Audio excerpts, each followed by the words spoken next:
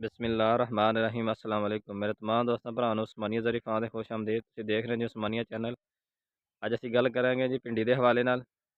भिंडी किस तरीक नूं लाई सी ते अज कितने दिनां बाद उतारा दे रही है ते इस टाइम तक कितनियां स्प्रेयां हो गईयां ते इहनूं खुराक कितनी पा दे चुकी हैं। तुसीं प्लाट दे सकदे ने भिंडी दा। माशाअल्लाह अज असीं पहली चुनाई करन लगे हैं ते तुसीं देख रहे होने लेबर आ गई है चुनाई वास्ते।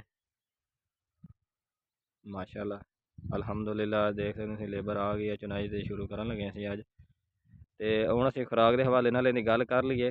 ਖੁਰਾਕ ਅਸੀਂ ਨੂੰ ਇਸ ਟਾਈਮ ਤੱਕ ਕਿਤਨੀ ਦੇ ਚੁੱਕੇ ਹਾਂ ਤੇ ਬੀਨ ਦੇ ਹਵਾਲੇ ਨਾਲ ਹੀ ਅਸੀਂ ਤੁਹਾਨੂੰ ਦੱਸ ਦਈਏ ਵੈਰਾਈਟੀ ਕਿਹੜੀ ਲੱਗੀ ਹੋਈ ਹੈ।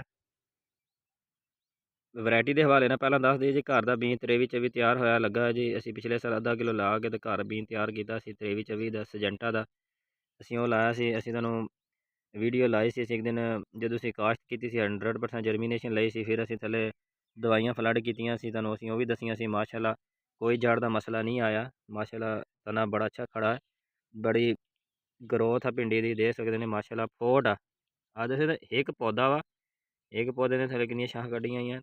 ये 23-24 बी हैगा जी। तो हुण असीं इहनूं खुराक की गल करिए। असीं खुराक इहनूं असीं कितनी दे चुके हैं।